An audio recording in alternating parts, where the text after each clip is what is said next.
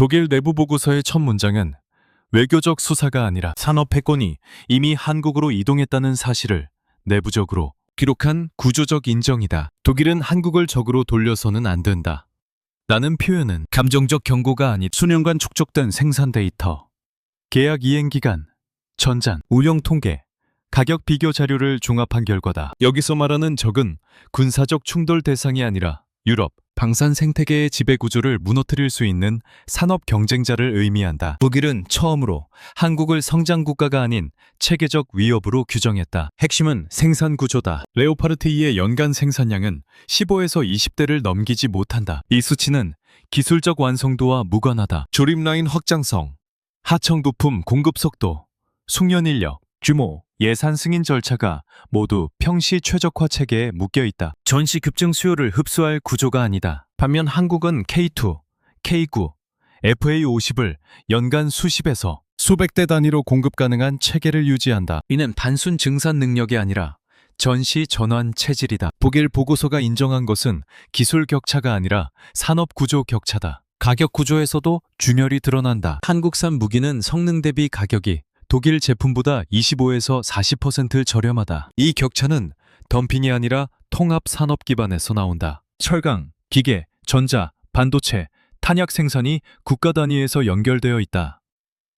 강산 플랫폼이 개별 기업의 프로젝트가 아니라 국가 산업 체계의 일부로 작동한다. 독일은 분절된 공급망과 고정비 구조로 인해 단가를 낮출 수 없다. 고품질이라는 명성은 유지하지만 가격과 납기 경쟁에서는 불리하다. 전장 데이터는 더 냉정하다. 북유럽 국가들은 극한 기후에서 K9의 가동률이 90%에 근접한다고 평가했다. 반면 우크라이나 전쟁에서 판처하우비체 2000은 포신, 교체 주기 문제와 정비 부담으로 25에서 40% 수준의 가동률을 보였다. 독일은 이 수치를 공개적으로 부정하지 않았다. 전장 지속 능력과 연구실 성능 사이의 간극이 드러났기 때문이다. 설계 완성도는 높지만 장시간 폭격과 빈번한 이동을 전제로 한 운용 환경에서 유지성이 흔들렸다. 이 지점에서 보고서는 더 나아간다. 한국이 구축한 산업 체계를 독일이 재현하려면 20년 이상이 필요하다고 분석한다. 20년은 단순 설비 증설 기간이 아니다. 공급망 재편, 숙련 인력 재교육, 국방 예산 구조, 전환,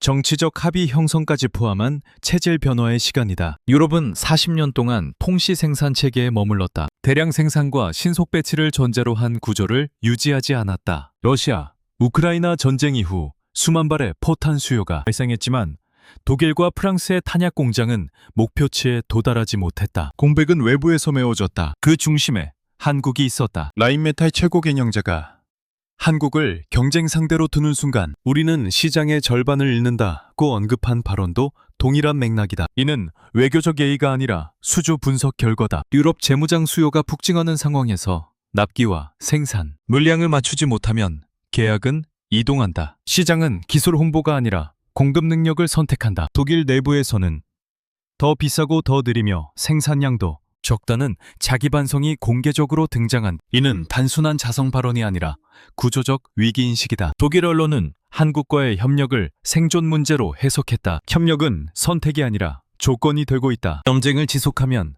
유럽 시장 주도권이 약화된다. 협력을 택하면 산업 독자성은 제한된. 두 선택 모두 독일에게는 손실이다. 그래서 보고서는 감정이 아니라 감전으로 결론을 내렸다. 한국을 적으로 두지 말라는 문장은 사실상 정면 경쟁에 비용이 감당 불가 수준이라는 인정이다. 더 중요한 것은 상징성이다. 독일은 오랫동안 유럽 방산의 기준이었다. 설계 완성도, 품질 관리, 기술 전통이 신뢰의 근거였다. 그러나 현재 유럽이 필요로 하는 것은 설계 우위가 아니라 전시 대응 능력이다. 한국은 북한과의 대치 환경 속에서 70년간 대량 생산과 신속 배치를 전제로 군사 인프라를 축적해왔다. 이 조건은 선언으로 만들어지지 않는다. 지속적 위협 환경이 산업 체질을 강제한다. 유럽은 그 조건을 경험하지 않았다. 결국 보고서의 한 문장은 산업 질서 이동을 인정한 기록이다. 한국은 더 이상 추격자가 아니다. 생산 속도, 가격 구조, 전장 신뢰성,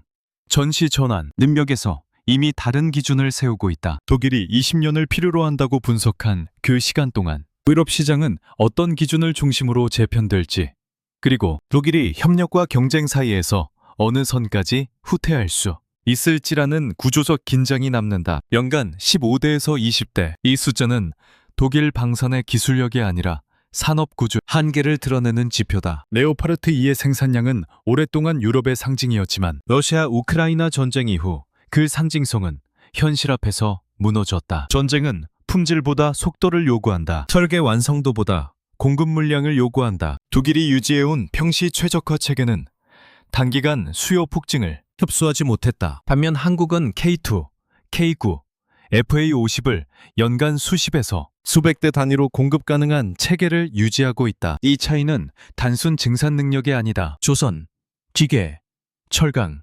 전자, 반도체, 탄약 산업이 국가 단위로 연결되어 있다는 구조적 차이다. 독일은 개별 방산 기업이 분절된 공급망을 조율해야 한다. 한국은 산업 전체가 하나의 체계로 움직인다. 전시 전원이 비상 계획이 아니라 상시 가동 구조에 가깝다. 유럽은 40년 동안 통시 생산 체계에 머물렀다. 국방 지출은 유지되었지만 공장 확충과 설비 투자, 숙련, 인력 확장은 정치적 부담으로 지연되었다. 평시 예산 안정성을 우선시한 구조는 효율적이었지만 확장성은 낮았다. 그 결과가 15에서 20대라는 숫자다. 이 수치는 단지 전차 생산량이 아니라 유럽 방산 체계의 최대치다. 한국의 수치는 다르다. K9 자주포는 수출 물량까지 포함해 연간 수십 대 이상 공급이 가능했고 필요시 확대 생산이 가능한 기반을 유지했다. FA50은 동남아와 유럽 계약을 동시에 소화하며 납기를 맞추고 있다. K2 역시 폴란드 계약을 통해 단기간 대량 납품 능력을 입증했다. 이는 단순 계약 성공이 아니라 생산 유연성 증명이다. 가격 구조도 생산 체계와 직결된다. 성능 대비 25에서 40% 저렴하다는 분석은 제조 원가 차이를 반영한다. 독일은 고정비와 고임금 구조, 복잡한 하청 체계로 인해 단가를 낮추기 어렵다. 한국은 대량 생산을 전제로 설계 단계부터 원가를 관리한다. 생산량이 늘수록 단가가 내려가는 구조다. 유럽은 생산량이 적을수록 단가가 상승하는 구조다. 반향이 반대다. 러시아 우크라이나 전쟁 이후 유럽은 수만 발의 포탄을 요구했다. 그러나 독일과 프랑스의 탄약 공장은 연간 생산 목표치에도 미치지 못했다. 이는 단순 설비 부족이 아니다. 평시 수요에 맞춰 축소된 라인이 전시 수요를 감당하지 못하는 구조적 문제다. 한국은 이미 탄약과 포체계 생산 인프라를 유지하고 있었다. 공백은 미국이나 중국이 아니라 한국이 메웠다. 라인메탈 최고 경영자의 발언은 감정이 아니라 계산이다. 한국을 경쟁 상대로 두는 순간 시장의 절반을 잃는다는 말은 생산 속도와 단가 경쟁에서 밀릴 경우 계약 이동이 불가피하다는 판단이다. 유럽 재무장 수요는 한정되어 있다. 생산 능력이 부족한 국가는 수주 기회를 잃는다. 시장은 전통을 보상하지 않는다. 납기를 보상한다. 유럽은 기술 설계 역량에서 여전히 강점을 가진다. 그러나 설계가 납기를 보장하지 않는다. 15에서 20대라는 생산 한계는 북일 방산이 단기간에 재편되기 어렵다는 사실을 보여준다. 보고서가 20년 이상이라는 시간을 언급한 배경도 여기 있다. 공급망 재편과 설비 확장은 선언으로 해결되지 않는다. 한국의 강점은 속도다. 대치 환경 속에서 70년간 축적된 군수 인프라는 단순 방위 산업이 아니라 국가 생존 체계로 작동해왔다. 생산 능력은 전략의 일부였다. 유럽은 위협이 낮은 환경에서 효율성을 최적화했고 한국은 상시 위협 속에서 확장성을 유지했다. 이 차이는 예산이 아니라 환경이 만든 구조다. 결국 숫자는 냉정하다. 15에서 20대와 수십에서 수백 대의 격차는 단순 배수 차이가 아니다. 전시 대응 시간의 차이다. 유럽이 재무장을 가속하려는 지금 생산 속도를 따라가지 못하면 기술 우위는 시장에서 의미를 잃는다. 그리고 이 생산 격차가 지속될 경우 유럽 방산 질서는 어떤 기준을 중심으로 재정렬될지라는 문제가 남는다. 90%대 25%부터 40%까지. 전장은 이 숫자만으로도 설계 철학의 차이를 드러낸다. 북유럽 국가들이 극한 기후 환경에서 K9의 가동률이 90%에 육박한다고 평가한 반면 우크라이나 전장에서 운용된 판차오비체 2000은 포신 교체 주기 문제와 정비 부담으로 25%부터 40%까지 수준의 가동률을 보였다. 이 수치는 단순 고장률 비교가 아니다. 전시 지속 능력의 격차다. 독일 자주포는 고성능 정밀 사격 능력과 장거리, 사거리에서 높은 평가를 받아왔다. 그러나 전장에서는 이론적 최대 성능보다 장시간 운용 안정성이 중요하다. 포신 내구성과 교체 주기, 부품 조달 속도, 정비, 난이도는 전투 지속 시간을 결정한다. 우크라이나 전장에서 드러난 것은 설계 완성도가 아니라 유지 체계의 취약성이다. 연구실 기준에서는 최상이었지만 대량 폭격과 연속, 운용을 전제로 한 환경에서는 피로가 누적되었다. 반면 K군은 포신 내구성과 정비 용이성을 중심으로 설계되었다. 북유럽의 혹한과 습도 조건에서도 안정적 운용이 가능하다는 평가는 단순 기후 적응성을 의미하지 않는다. 이는 장기간 포격 임무에서 구조적 피로를 흡수할 수 있는 설계 여유와 부품 교환 체계가 갖춰져 있음을 의미한다. 실제로 스페인 평가 과정에서도 포신 내구성, 탄약, 호환성, 정비 접근성, 생산 가능 물량이 모두 기준을 충족한 점이 점수 상승 요인이 되었다. 독일 내부에서도 이 현실을 감추지 않았다. 보고서는 한국 무기가 단순 성장 단계가 아니라 유럽 구조를 흔드는 체계적 위협이라고 명시했다. 이는 가격이나 납기 문제만이 아니라 전장 신뢰성에서의 차이를 포함한다. 전장에서 90%의 가동률은 곧 포격 지속 능력이며 전력, 공백을 최소화하는 지표다. 반대로 25%부터 40%까지는 설비의 절반 이상이 대기 상태에 머무를 수 있음을 의미한다. 전시 상황에서 이 격차는 작전 시간표를 바꾼다. 스페인 국방부 관계자가 독일 자주부는 연구실 무기, 한국 K9은 실제 전쟁을 위해 만들어진 무기라고 평가한 배경도 동일하다. 이는 감정적 표현이 아니다. 우크라이나 전장의 실전 데이터가 의사결정 기준이 되었기 때문이다. 설계 철학이 전시 운용을 전제로 했는지 평시 효율을 원제로 했는지의 차이가 계약 결과를 바꿨다. 이 차이는 군사 철학의 차이이기도 하다. 독일은 오랜 기간 저강도 분쟁과 제한적 파병 환경에 맞춰 체계를 유지해왔다. 대량 소모전 환경을 전제로 한 설계가 아니었다. 한국은 북한과의 대치 환경 속에서 대규모 포격과 신속 대응을 상정해왔다. 대량 탄약 소비와 신속 배치가 기본 전제였다. 이 환경은 유지성과 교체 용이성을 우선순위로 만들었다. 라인메탈 최고 경영자가 한국을 협력해야 할 파트너라고 언급한 맥락도 여기에 있다. 전장 데이터가 공개된 이후 경쟁을 지속하는 것은 위험하다는 계산이 작동했다. 가동률 격차는 이미지 문제를 넘어 수주 가능성을 직접적으로 잠식한다. 유럽 재무장 수요가 급증하는 상황에서 신뢰성 데이터는 가장 강력한 마케팅 자료다. 나토 전문가는 유럽 재무장이 한국 없이는 불가능하다고 진단했다. 이는 단순 생산 물량 때문만이 아니다. 최전 검증을 통과한 플랫폼이 필요하기 때문이다. 러시아 우크라이나 전쟁 이후 유럽은 실전 데이터를 기준으로 의사 결정을 내리고 있다. K9의 90%와 판처 하우비체 2000의 25%부터 40%까지는 상징이 아니라 기준이 되었다. 결국 전쟁은 설계 철학을 시험하는 공간이다. 독일의 기술적 자존심은 여전히 존재하지만 지속 운영 능력에서의 격차는 계약 구조를 바꾸고 있다. 연구실 성능이 아닌 전장 생존성이 평가 기준이 되는 순간 유럽 자주포 시장의 중심이 어디로 이동할지라는 구조적 질문이 남는다. 67억 유로. 스페인이 발표한 코병 현대화 사업 규모는 단순한 무기 교체 예산이 아니다. 이 금액은 유럽 자주포 시장 질서가 어디로 기울고 있는지를 보여주는 지표다. 초기 검토 단계에서 스페인은 독일 판처하우비체 2000을 유력 후보로 고려했다. 그러나 평가가 진행될수록 점수는 이동했다. 기준은 정치적 균형이 아니라 우크라이나 전쟁의 실전 데이터였다. 우크라이나 전장에서 드러난 25%부터 40%까지 가동률은 스페인 평가위원회에 그대로 반영되었다. 포신 교체 주기 문제, 정비 부담, 장시간 사격 이후에 안정성 저하는 단순 기술적 이슈가 아니라 전시 지속 능력의 결함으로 인식되었다. 스페인은 연구실 성능보다 전장 생존성을 우선했다. 대규모 재무장을 준비하는 상황에서 유지 부담이 큰 체계는 리스크로 분류되었다. 반대로 K군은 이미 북유럽 환경에서 90%에 근접한 가동률을 기록했다는 평가를 받았다. 이는 기후 적응성 이상의 의미를 갖는다. 혹한, 습도, 연속 사격 조건에서 안정적 운용이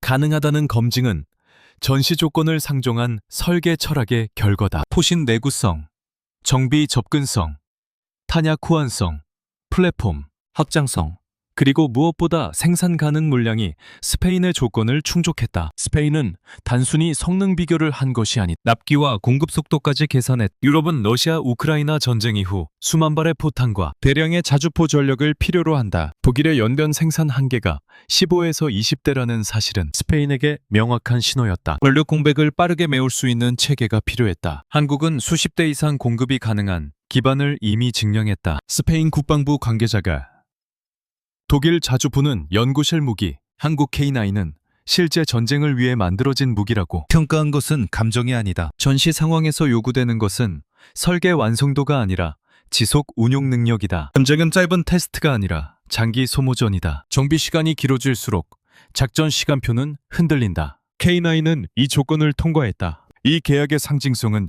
더 크다. 독일은 오랫동안 유럽 자주포 시장의 중심이었다. 판처 하우비체 2000은 기술적 기준으로 간주되었다. 그러나 67억 유로 규모의 사업에서 점수가 이동했다는 사실은 시장 기준이 바뀌고 있음을 의미한다. 이는 단순 수주 실패가 아니라 구조적 권위 약화다. 라인메탈 최고 경영자가 한국을 협력해야 할 파트너라고 언급한 배경도 이해된다. 스페인 사례는 예외가 아니다. 폴란드, 노르웨이, 핀란드 등은 이미 한국산 장비로 전력 공백을 메웠다. 폴란드는 한국 무기를 도입한 후 유럽 재무장 시간표를 10년 단축했다고 평가했다. 이는 단순 가속이 아니라 구조 전환이다. 나토 전문가는 유럽 재무장이 한국 없이는 불가능하다고 분석했다. 유럽은 40년간 통시 생산 체계에 머물렀고 전시 대량 공급 능력을 축소해왔다. 전쟁이 장기화되면서 그 공백이 드러났다. 미국도 중국도 아닌 한국이 그 공백을 메웠다는 사실은 시장 질서 이동을 상징한다. 스페인의 67억 유로는 단지 계약 금액이 아니다. 그것은 평가 기준이 어디로 이동했는지를 보여주는 수치다. 전장 데이터. 가동률 90%대 25%부터 40%까지. 생산, 속도, 단가 경쟁력, 확장성. 이 모든 요소가 하나의 방향으로 수렴하고 있다. 유럽 자주포 시장이 더 이상 독일 중심으로 고정되어 있지 않다는 현실이 노출되었다. 그리고 이 균열이 다른 국가의 평가 체계로 확산돼. 독일 주도의 기존 구조는 어느 선까지 유지될 수 있을지라는 문제가 남는다. 한국의 산업 체계를 독일이 재현하려면 20년 이상이 필요하다. 이 문장은 변명이 아니라 구조적 진단이다. 20년이라는 시간은 단순 설비 증설 기간이 아니다. 공급망 재편, 숙련 인력 양성, 예산 집행 구조 개혁, 정치적 합의 형성까지 포함한 체질 변화의 최소 단위다. 독일 내부 보고서가 이 수치를 명시했다는 사실 자체가 격차의 깊이를 보여준다. 유럽은 지난 40년간 사실상 통시 생산 체계에 머물렀 국방 지출은 유지했지만 공장 확충과 대량 생산 설비, 투자는 정치적 부담으로 미뤄졌다. 효율성과 비용 절감을 우선시한 구조는 평시에는 합리적이었다. 그러나 러시아 우크라이나 전쟁 이후 요구되는 것은 확장성이다. 수만 발의 포탄과 대량의 플랫폼을 단기간에 공급할 수 있는 체계가 필요해졌다. 독일과 프랑스의 탄약 공장이 연간 목표치조차 달성하지 못한 현실은 이 구조적 한계를 드러낸다. 반면 한국은 조선, 기계, 철강, 전자, 반도체, 탄약, 산업을 방산과 직접 연결된 인프라로 통합해왔다. 북한과의 대치 환경은 단순 기술 개발이 아니라 대량 생산과 신속 배치를 필수 조건으로 만들었다. 전시 전원이 비상 계획이 아니라 상시 준비 상태로 유지되었다. 이 차이는 예산 규모가 아니라 위협 환경이 만든 체질 차이다. 20년이라는 분석은 독일이 단기간에 이 격차를 줄일 수 없음을 의미한다. 공급망을 재편하려면 하청 구조를 단순화하고 부품, 국산화 비율을 높이며 생산 라인을 확장해야 한다. 그러나 유럽은 노동 규제, 환경 규제, 예산 승인 절차가 복잡하다. 대규모 설비 투자는 정치적 합의를 필요로 한다. 전시 수요가 지속되지 않는다면 투자 회수도 불확실하다. 이 구조는 속도를 제한한다. 한국은 이미 수출 단계에서 단순 플랫폼 판매를 넘어 생산 공장, 정비창, 부품 체계, 탄약 공급망, 훈련, 시스템, 지휘 통제 체계를 통합해 이전하고 있다. 이는 미국이 하지 않는 방식이며 유럽이 현재로서는 구현하기 어려운 방식이다. 유럽 군사 전문가는 한국을 무기를 파는 나라가 아니라 군사력 자체를 수출하는 나라라고 평가했다. 이 평가는 과장이 아니다. 산업 생태계 전체를 패키지로 이전하는 구조는 공급 안정성을 보장한다. 라인메탈 최고 경영자가 한국과의 협력을 생존 전략으로 언급한 이유도 여기 있다. 20년을 기다리는 동안 시장은 멈추지 않는 유럽 재무장 수요는 지금 발생하고 있다. 생산 능력이 부족한 상태에서 경쟁을 지속하면 계약은 이동한다. 협력을 택하면 독자성은 제한되지만 시간은 벌 수 있다. 독일이 직면한 선택은 산업 자존심과 시장 점유율 사이의 균형이다. 나토의 평가도 동일한 맥락이다. 유럽 재무장은 한국 없이는 불가능하다는 진단은 단순 외교적 표현이 아니다. 전시 대량 공급 능력을 보완할 수 있는 유일한 민주주의 국가가 한국이라는 의미다. 미국은 국가 체계 중심이며 중국은 정치적 리스크가 크다. 한국은 실전 중심의 중간지대를 장악했다. 20년이라는 시간은 단순 숫자가 아니다. 그 사이 유럽 시장의 기준은 이미 이동하고 있다. 폴란드는 한국 무기를 도입하며 재무장 시간표를 10년 단축했다고 평가했다. 스페인의 67억 유로 사업은 평가 기준이 전장 데이터와 생산 속도로 이동했음을 보여준다. 독일이 체질 개선을 시도하는 동안 계약 구조는 다른 방향으로 굳어질 가능성이 존재한다. 결국 20년은 추격의 시간이 아니라 격차가 고착될 시간일 수 있다. 산업구조 전환은 선언으로 이루어지지 않는다. 전시 전환 체질을 갖춘 국가와 평시 효율 구조에 머문 국가 사이의 간극은 이미 수치로 드러났다. 이 간극이 유지될 경우 유럽 방산의 중심축이 어디로 이동할지 그리고 독일이 어떤 방식으로 시간을 벌 것인지라는 구조적 압박이 남는다. 폴란드는 한국산 무기를 도입한 뒤 유럽 재무장 시간표를 10년 단축했다고 평가했다. 이 발언은 외교적 수사가 아니라 조달 구조의 차이를 드러내는 지표다. 전쟁 이후 유럽이 직면한 문제는 의지가 아니라 속도였다. 예산은 확대되었지만 공장은 즉시 확장되지 않았고 생산 라인은 단기간에 늘어나지 않았다. 폴란드는 그 공백을 한국으로 메웠다. 폴란드군 고위 관계자가 한국 장비가 아니었다면 재무장을 시작할 엄두조차 내지 못했다고 언급한 배경도 동일하다. 재무장은 단순 계약 체결이 아니라 실물 인도가 수반되어야 한다. 연간 15에서 20대 생산 한계에 묶인 체계로는 대규모 전력 공백을 단기간에 메울 수 없다. 한국은 K2, K9, FA50을 단기간에 납품하며 일정 압박을 해소했다. 이 차이는 기술이 아니라 생산 리듬의 차이다. 나토 전문가는 최근 보고서에서 유럽 재무장은 한국 없이는 불가능하다고 진단했다. 이는 정치적 수사가 아니다. 러시아, 우크라이나 전쟁 이후 유럽은 수만 발의 포탄과 대량의 장비를 필요로 한다. 독일과 프랑스의 탄약 공장은 연간 목표치에도 미치지 못했다. 미국은 자국 수요와 동시 충족의 한계가 있고 중국은 정치적 의존 리스크가 존재한다. 결과적으로 실전 검증과 대량 공급을 동시에 충족하는 선택지는 제한적이었다. 폴란드는 이 계산을 가장 빠르게 실행한 국가다. 한국산 무기 도입을 통해 단순 장비 교체가 아니라 전력 공백을 단기간에 채웠다. 이는 단지 계약 성공 사례가 아니다. 유럽 방산 구조의 시간 격차를 노출시킨 사건이다. 10년 단축이라는 평가는 단순 과장이 아니다. 조달 생산인 도배치까지 이어지는 주기를 압축한 결과다. 이 과정에서 한국은 플랫폼만 판매하지 않았다. 생산 협력, 현지 조립, 정비 체계 이전까지 포함하는 구조를 제시했다. 이는 미국이 채택하지 않는 방식이며 유럽 내부에서도 구현이 쉽지 않은 모델이다. 유럽 방산은 전통적으로 완제품 수출 중심이었다. 한국은 생태계 이전 방식을 통해 공급 안정성을 보장했다. 폴란드가 시간을 단축할 수 있었던 이유도 이 구조에 있다. 노르웨이, 핀란드, 에스토니아, 루마니아 등도 동일한 선택을 했다. 북유럽 국가들은 K9의 90%에 근접한 가동률을 평가 기준으로 삼았다. 전장 지속 능력이 확인된 플랫폼은 위험 부담이 낮다. 나토는 한국산 무기를 서유럽 방산이 감당하지 못하는 수요를 전략적으로 보완하는 필수 자원으로 규정했다. 이는 단순 보조 역할이 아니다. 구조적 의존의 시작이다. 독일은 이 현실을 인지하고 있다. 라인메탈 최고 경영자가 협력을 언급한 배경에는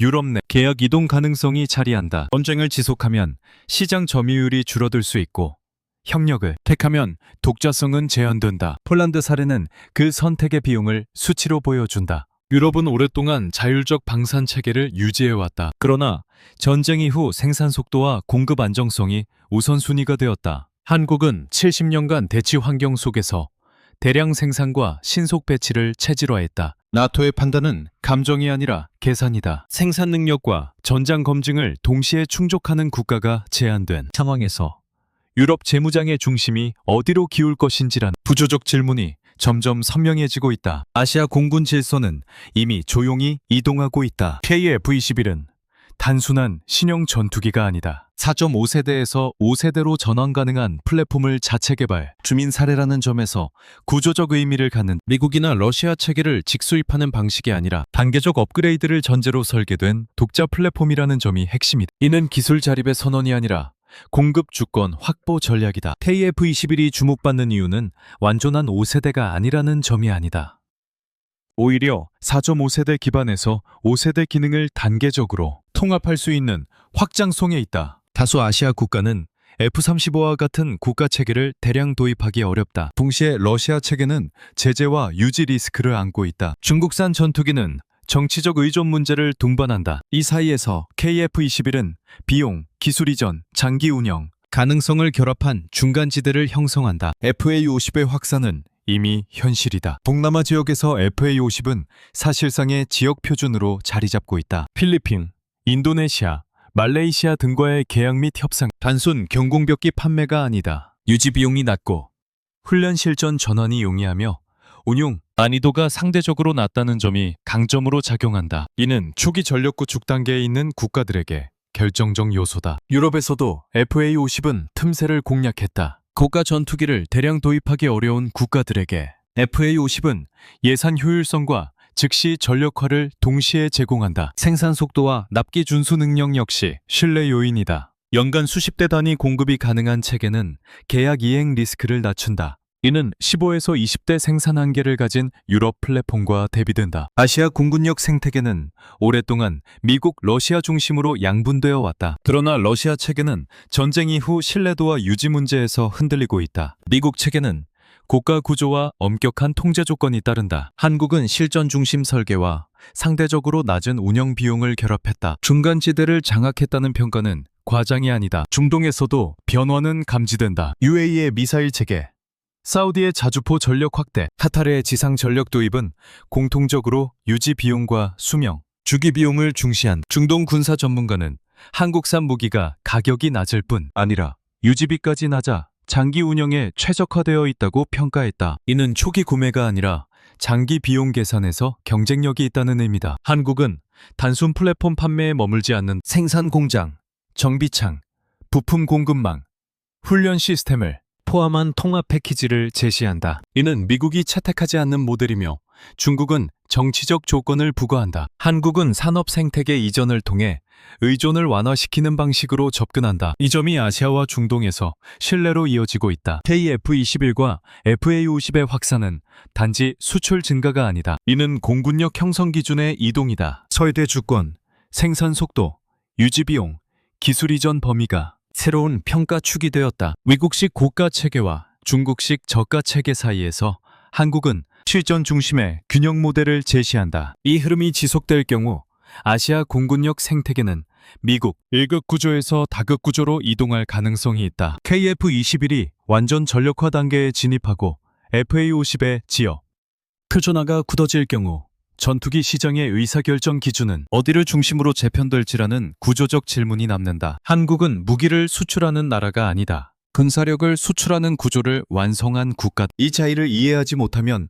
지금의 변화를 설명할 수 없다. 독일 내부 보고서, 라인메탈 최고 경영자의 발언, 67억 유로 규모의 스페인 사업, 폴란드의 10년 단축 평가, 나토의 한국 없이는 불가능하다는 진단은 모두 하나의 구조를 가리킨다. 플랫폼 경쟁이 아니라 생태계 경쟁이다. 한국은 K2, K9, FA-50, KF-21을 단일 장비로 판매하지 않는다. 생산 공장 이전, 현지 조립 라인 구축, 정비창 설계, 부품 공급망 연결, 탄약 체계 통합, 훈련 프로그램 운영, 지휘 통제 연계까지 포함하는 패키지를 제시한다. 이는 단순 계약이 아니라 구조 이전이다. 독일과 프랑스는 완제품 수출 중심 모델에 머물러 있다. 미국은 고가 체계를 제공하지만 생산 주권을 공유하지 않는다. 중국은 저가 체계를 제시하지만 정치적 의존을 동반한다. 한국은 산업 체계 자체를 이전하면서도 통제 리스크를 최소화한다. 이 모델의 힘은 생산 능력에서 나온다. 연간 15에서 20대 생산 한계에 묶인 구조는